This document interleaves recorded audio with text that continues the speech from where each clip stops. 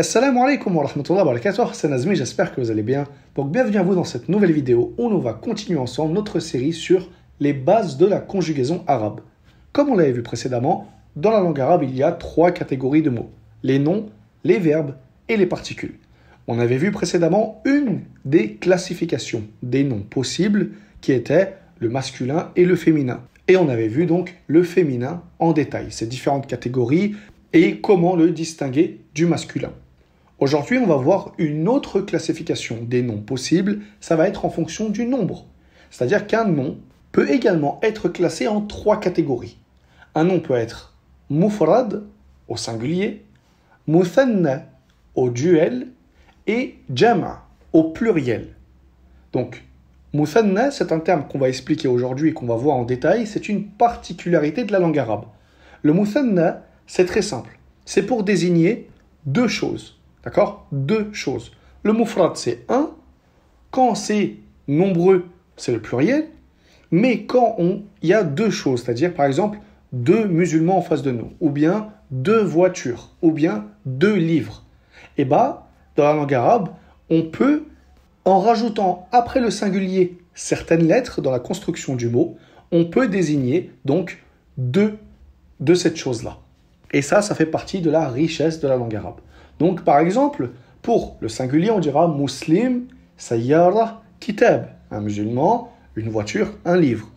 Quand on va dire 2 musulmans, ou 2 voitures, ou 2 livres, on va dire musliman, sayyaratan, kitaban. D'accord ? Et le pluriel, on dira muslimun, sayyarat et kutub. Donc, maintenant qu'on a vu ensemble cette classification, ce qui va nous intéresser tout de suite, ça va être comment transformer le singulier au duel. Comment faire en sorte que si je veux désigner 2 choses, quelle modification je vais devoir faire sur le mot. Donc cela va être le sujet de la suite de notre vidéo.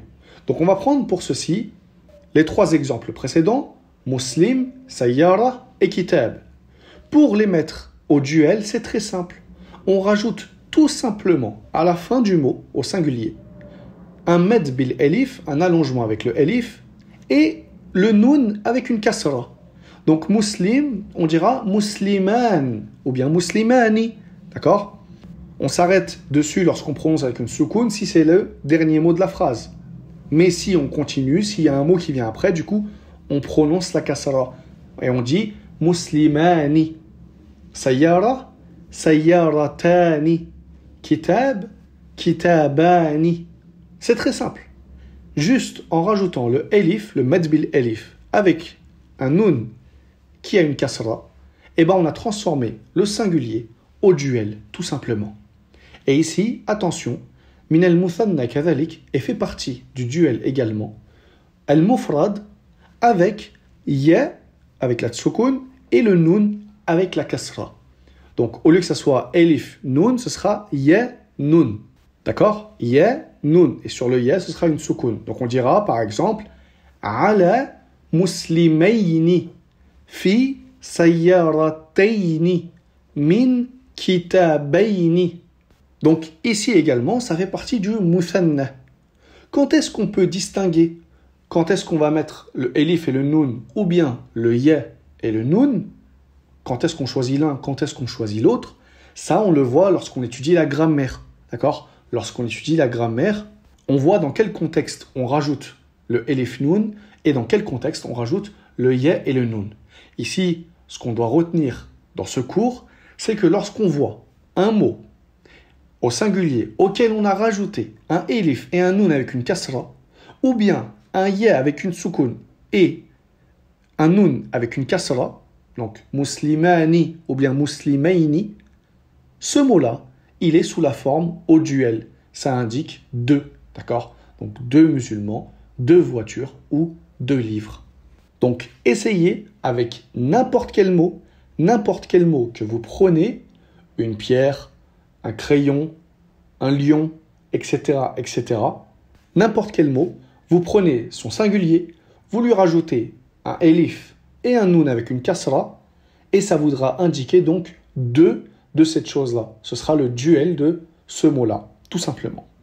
Donc j'espère que ce cours vous aura été profitable et moi je vous retrouve Inch'Allah pour la suite de notre série pour voir plus en détail la suite de la leçon d'aujourd'hui dans laquelle on a vu les 3 catégories de noms, singulier, duel et pluriel. Aujourd'hui on a vu ensemble le duel et dans le cours suivant on verra ensemble le pluriel dans la langue arabe. Donc révisez bien ces cours, mettez-les en pratique au maximum et je vous dis à très vite, Inch'Allah, pour continuer ensemble notre série sur les bases de la conjugaison arabe.